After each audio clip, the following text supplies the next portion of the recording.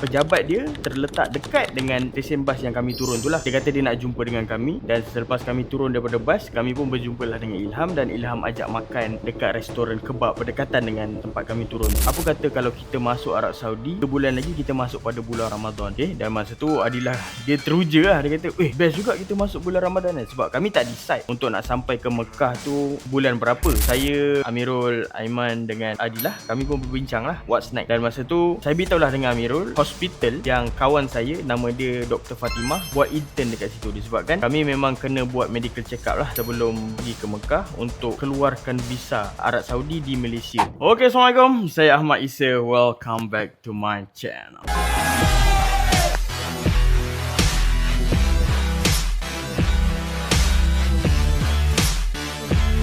Okey, untuk episod kali ni saya nak sambung kisah daripada buku Ustazah Basikal, buku yang mengisahkan tentang pengembaraan saya bersama dengan isteri mengembar ke 14 buah negara bermula daripada Malaysia, Thailand, Myanmar, India, Nepal, Pakistan, China, Kyrgyzstan, Kazakhstan, Uzbekistan, Afghanistan, Iran, UAE dan Arab Saudi selama 15 bulan, dan kami hanya bermula dengan RM1,900 sahaja. Alright, tanpa kita lengahkan masa lagi, jom kita sambung cerita.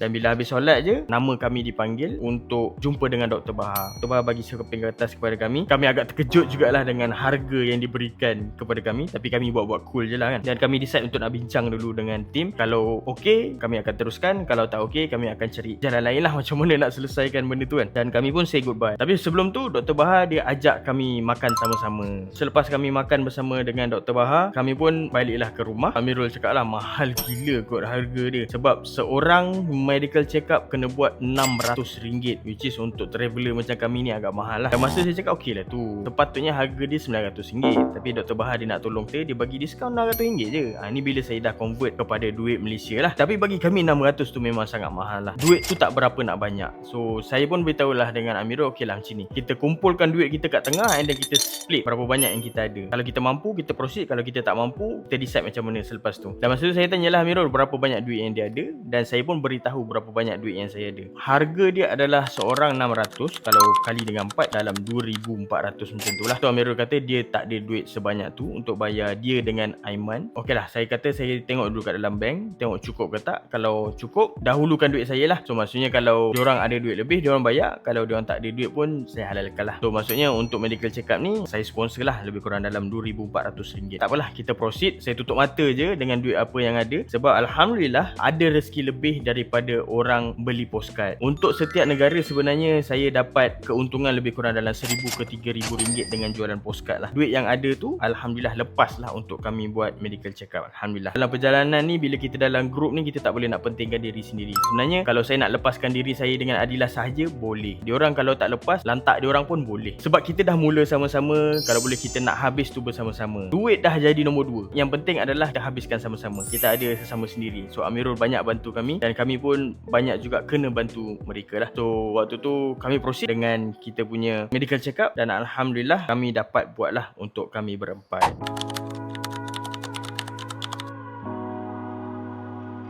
Keesokan harinya, Saiful Rahman dia ajak kami pergi ke pejabat dia. Yang kami duduk ni adalah pejabat NGO yang dia baru nak buka. Yang ni sekarang ni Saiful Rahman ni dia bekerja sebagai seorang wartawan lah dekat pejabat dia, dan dia ajak kami pergi ke pejabat dia. Barulah kami tahu waktu tu yang Saiful Rahman ni adalah orang TV. Dia kenalkan dengan kawan-kawan sepejabat dia, dan kami ceritalah projek kami berbasikal daripada Malaysia sampai ke Mekah. Dan diorang ni memang sangat teruja lah dengan cerita kami, disebabkan tak ramai traveller yang berani untuk masuk ke Afghanistan. Dan masa tu kami tunjuklah video-video kami yang sempat saya edit dekat Pakistan, dekat India, dekat Nepal, dekat Thailand dan sebagainya lah. Kami tak sembang lama pada waktu tu disebabkan diorang ada mesyuarat lain selepas tu. Waktu tu kami pun minta dirilah untuk sambung merayap dekat tengah Kabul tu. Dan selepas kami keluar daripada pejabat Saiful Rahman tu, tiba-tiba saya dapat satu idea, dan saya beritahu kepada Adilah lah apakah idea itu. Dan masa tu Adilah tanyalah apa idea yang abang nak beritahu tu kan. Dan saya cakap, okey macam ni, abang ada idea, abang nak buat projek untuk nak tolong orang-orang susah dekat sini lah. Sebab daripada semalam kita jalan-jalan dekat Kabul ni, abang rasa sayu lah bila nampak orang tua, budak-budak minta sedekah. So sekurang-kurangnya kita dapat bantu sikit pun dah cukup. Okay lah kan. Saya cadangkan macam ni lah. Kita kan jual postcard kan. Postcard kita jual dalam RM10 ke RM20. Abang nak tambahkan RM30, so total jadi RM50. So siapa nak beli postcard, dia akan dapat postcard kalau dibayar RM20. Tapi kalau dibayar RM50, dia dapat postcard dengan bantuan kepada orang-orang dekat sana lah. So kita tak ambil apa-apa lah. Kita punya keuntungan hanya dekat jualan postcard. So RM30 tu kita tak ambil apa-apa. Adilah pun bersetuju. Dan masa tu Adilah tanya, abang nak bagi apa untuk orang-orang susah ni kan? Saya decide untuk nak bagi bahan-bahan asas ni lah. Contoh macam gula, lilin, mancis. Yang paling penting adalah payung lah. Disebabkan saya nampak diorang duduk bawah salji dan basah. Kalau nak bagi selimut, bertambah basah kan. So saya decide untuk nak bagi payung kepada diorang lah. Dan masa tu Adilah kata, okay, proceed. Saya namakan projek ni adalah projek payung Afghanistan. Saya plan untuk nak shooting diorang dan saya post dekat Facebook. Saya akan collect dana melalui jualan postcard. Okay, dan masa tu saya minta Adilah untuk record saya lah dengan background Kabul. Saya ceritalah apa objektif kempen ni dan berapa banyak perbelanjaan diperlukan. Lepas tu bila dah kumpul footage, barulah saya akan edit dan saya akan post dekat media sosial lah. Dan dalam masa yang sama juga kami shooting juga orang-orang yang minta sedekah ni dekat depan kedai roti semua untuk jadikan sebagai footage lah. Bukan seorang dua je yang ada dekat depan kedai roti, ada ramai. Sampai ada yang bawa anak-anak duduk kat kedai roti tu untuk meminta belas ihsan orang yang mau beli roti tu, beli roti lebih untuk bagi kepada diorang ni lah. Ada lelaki, ada perempuan, ada yang tua, ada yang muda. So agak ramai lah. Bila dah siap, saya ajak Adilah balik lah. Jomlah balik, abang nak edit video. Dan masa tu Adilah kata, kita lupa sesuatu ni. Kita tak beli lagi barang-barang untuk ayang nak masak sebab malam nanti tak ada bahan-bahan untuk nak makan. Sebelum balik, kami pun carilah kedai untuk beli bahan-bahan yang nak dimasak lah. Dan masa tu Adilah cadang untuk nak beli ikan. Disebabkan dia dah lama tak makan ikan. Dia ada nampak kedai ikan dekat situ. Dia teringin lah nak beli ikan goreng. Kami patah balik ke kedai ikan goreng tu dan kami beli 4 ekor supaya saya, Adilah, Amirul dengan Aiman dapatlah seorang seekor. Sebab ikan tu tak berapa nak besar sangat. Just rata ikan tu pun sebenarnya dah kenyang lah. Dan selepas beli ikan goreng tu, kami pun baliklah ke penginapan kami dekat bangunan pejabat NGO Saiful Rahman ni. Dan masa tu Amirul dengan Aiman dia belum balik lagi. Kami dah sampai ke rumah. Kami decide untuk nak makan dulu lah disebabkan lapar gila. Dengan bau ikan goreng tu memang sangat menggoda lah. So kami makan dulu sebelum diorang balik lah. Bilik saya dengan Adilah ni sebelah-sebelah dengan bilik Amirul dengan Aiman. Bilik diorang ada heater. Bilik kita orang ni tak ada heater. Bilik kita orang ni kalau kita orang nak hangatkan badan hanya ada sleeping bag je. Kalau kami nak panas badan memang kami akan duduk kat bilik utama lah, tempat Amirul dengan Aiman tidur situ. Kami simpan lah ikan goreng diorang tu dekat bilik diorang lah. Dan selepas tu saya edit video. Dan masa tu saya ceritalah dengan Amirul dengan Aiman yang kita ada satu projek iaitu dipanggil sebagai projek payung Afghanistan. Dan Alhamdulillah saya dah post dekat Facebook dan adalah beberapa orang yang berminat untuk nak join sekali.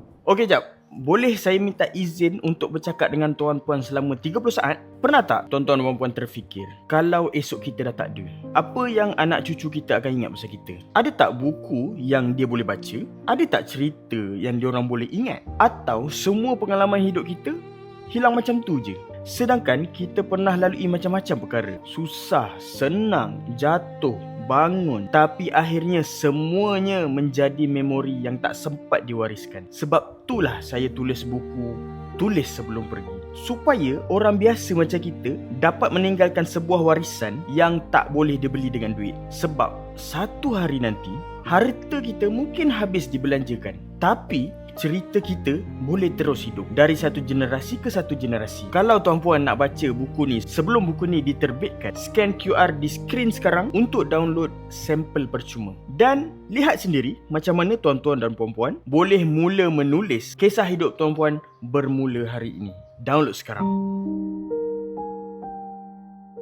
Projek-projek ni lah. Dan masa tu pada waktu malam Saiful Rahman datang ziarah kami dan saya pun berceritalah projek kami, idea projek kami ni kepada Saiful Rahman. Dan Saiful Rahman kata satu idea yang bagus, tapi dia kata kami kena bagi kepada orang yang betul. Dan masa saya tanyalah orang yang betul tu maksud dia apa? Dia kata yang kami ni boleh bagi sedekah tapi kepada orang yang kutip botol, orang yang bekerja dekat tempat-tempat sampah, orang yang bekerja dekat jalanan. So diorang ni ada maruah berbanding dengan orang yang duduk je dekat atas jalan dan meminta-minta. Orang-orang macam tu tak ada maruah, dia kata. So jangan bagi kepada orang-orang yang tak ada maruah macam ni, sebab dia adalah pencemaran yang berlaku dekat Kabul ni lah. Sebab dia boleh lagi bekerja tapi dia meminta-minta. So kalau nak bagi orang yang bermaruah, dia kata. Kami pun setujulah dengan idea Saiful Rahman ni disebabkan memang betul dekat negara-negara lain contoh macam India, diorang ni sebenarnya ada sindiket peminta sedekah ni. So kita tak nak menggalakkan, kata sindiket ni semakin menambah lagi orang-orang meminta-minta ni. Dan masa tu saya kata boleh tak Saiful Rahman tolong kami carikan orang-orang yang betul betul tu. Lepas tu Saiful Rahman kata dia bersetuju lah. So dia pun memang ada jiwa NGO, dia nak buka NGO. So dia kata dia boleh tolong. Kami akan naik kereta dia masa agih-agihkan barang-barang tu lah. Dan Alhamdulillah ramai yang membeli postcard. Kali ni ramai orang yang beli postcard berbanding hari-hari yang biasa, negara-negara yang sebelum ni. Dan Alhamdulillah kami dapat kumpulkan sumbangan daripada jualan postcard tu sebanyak RM1,000. So RM1,000 masa tu saya decide untuk satu keluarga ataupun satu pemberian tu hanyalah RM20 lah. Kami decide untuk nak beli 5 perkara. Yang pertama adalah minyak, yang kedua adalah gula, yang ketiga lilin, yang keempat mancis, dengan yang kelima payung. Dan kenapa kami tak beli beras? Sebab diorang ni tak makan beras, banyak makan roti. Semua tu cukup lah dalam RM20. Objektif kami adalah sebenarnya nak bagi diorang kehangatan lah. Dapat cover untuk sehari dua pun dah jadilah. Saiful Rahman bawa kami pergi ke kedai runcit untuk beli semua barang lah. Dan kami masukkan dalam beg plastik. So kami dapatlah 50 beg plastik. Dan bila dah siap tu, kami semua masukkan kat dalam kereta Saiful Rahman dan kami keluarlah untuk cari siapa yang layak untuk nak terima lah. Dan masa tu Saiful Rahman ni dia bawa kami ke kawasan-kawasan tong sampah besar, tapak-tapak pembinaan. Dan masa tu ada banyak lah budak-budak yang dekat tong sampah tu untuk nak cari botol dengan bahan-bahan terbuang untuk nak dijual. Kami panggil lah diorang ni untuk nak bagi bantuan ni kepada diorang. Diorang punya senyuman dia memang sangat genuine lah. Maksudnya memang datangnya daripada jiwa lah. Maksudnya diorang sangat gembira. Dan Alhamdulillah tu satu pengalaman yang best lah untuk kami. Projek yang kami panggil sebagai projek Payung Afghanistan. Walaupun tak banyak, tapi sekurang-kurangnya dapatlah meringankan beban diorang lah. Keesokan harinya, masa tu Saiful Rahman kata ada seorang kawan dia nak jumpa dan dia akan datang ke rumah tempat kami menginap ni lah. So masa tu dah hari yang ketiga ataupun hari yang keempat masa tu. Dan masa tu kami kata, ish, ada tetamu nak datang ni. Dan masa tu Adilah dia nervous lah. Adilah kata ada tetamu nak datang ni, kita kena masak. Tanyalah nak masak apa. Dan saya cakap, jom kita masak nasi lemak. Dan Adilah kata nak masak nasi lemak kena cari santan. Kalau jumpa santan dekat luar, beli santan kat luar dan jumpa memang power lah. Dan masa tu saya cakap, okay lah, tak jadilah beli nasi lemak. Disebabkan nak mencari santan tu adalah satu kerja yang sangat susah lah. Dan masa tu Adilah kata dia baru je lepas beli kacang dal. Dia nak buat masak lodeh. Aiman tanyalah, nak buat masak lodeh? So maksudnya kita kena beli nasi impit lah.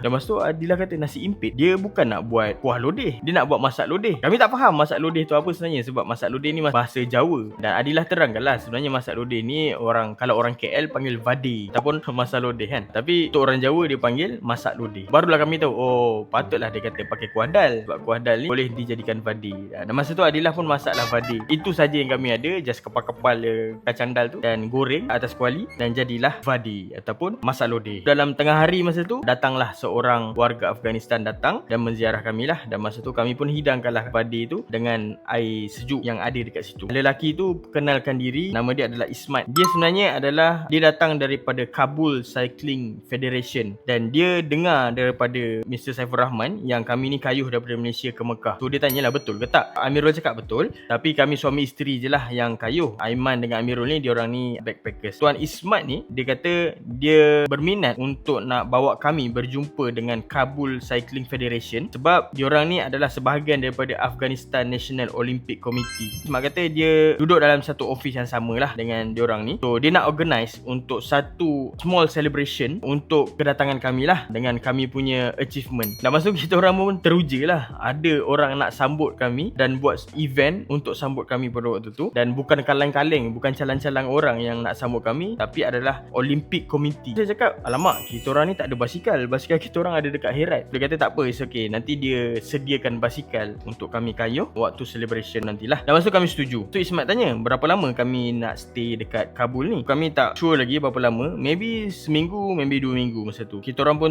jelaskan lah situasi kita orang sekarang ni. Kita orang tak dapat lagi visa Arab Saudi dari Malaysia dan terpaksa tunggu sampai visa siap lah. Dan bila dah siap nanti barulah kami akan keluar daripada Kabul untuk ke perjalanan seterusnya. Okay, dan masa tu Ismat kata okey lah, nanti dia akan telefon kemudian dan beritahu bila tarikh yang sesuai untuk nak buat event tu. Okay, dan masa tu Mr. Ismat ni pun dia minta dirilah untuk pulang, untuk balik, dan dia kata dia akan sambung beritahu kami lah. Selepas dalam beberapa jam masa tu, handphone Amirul berbunyi. Dengar suara Mr. Ismat. Dia kata lewat petang nanti dia nak bawa tim untuk interview kami selepas asar nanti. Dan masa tu saya tanya lah, dekat sini ke? Dia kata dekat sini, dekat tempat tempat yang kami duduk tu tak ada perabot, tak ada apa-apa kan. So memang bangunan kosong je, macam tak sesuai untuk nak interview. Tapi dekat tingkat bawah ada satu sofa, kawasan sofa tu mungkin kita boleh interview dekat situ lah. Kami decide untuk nak interview dekat bawah lah. So masa tu datang tim dia bersama dengan kamera untuk interview saya, Amirul, Aiman dengan Adilah berkenaan dengan sekitar pengembaraan kami lah. Dan pada keesokan harinya, muka kita orang memang terpampang dekat Tolo News. Diorang ni bawa pergi ke Tolo News. Itu adalah media utama dekat Afghanistan lah. Kami tak faham apa yang dia cakap dan kami minta Mr. Ismat untuk terjemahkan lah apa berita yang dia beritahu tu. Dan berita tu sebenarnya menjadi titik permulaan untuk kami jadi selebriti dekat bandar Kabul ni. Masa tu ada 4 stesen TV yang interview kami selepas tu, iaitu ATV, ATN, One TV dengan Tolo News. Dan lepas tu, mana saja kami pergi, ada je orang yang kenal kita orang lah. So mungkin Kabul ni tak terlalu besar, atau mungkin tak ada orang Malaysia yang dekat Kabul ni kecuali kami lah. Tiba-tiba kami menjadi selebriti segera. Itulah sedikit sebanyak yang saya nak kongsikan cerita dekat Kabul. InsyaAllah pada minggu depan, pada episod yang akan datang, saya akan kongsikan pengalaman kami ditahan polis secara tiba-tiba dekat tepi jalan waktu kami berjalan dekat Kabul. Saya cerita juga nanti macam mana celebration sambutan kami dengan National Olympic Committee dekat Kabul ni, celebrate kami secara besar-besaran. Dan seterusnya kami cerita juga tentang kami rasa kami kena scam lah dekat Afghanistan ni sebelum kami teruskan perjalanan kami sampailah Iran nanti, insyaAllah. So kita jumpa di episod yang akan datang. Saya Ahmad Isa. Assalamualaikum warahmatullahi wabarakatuh.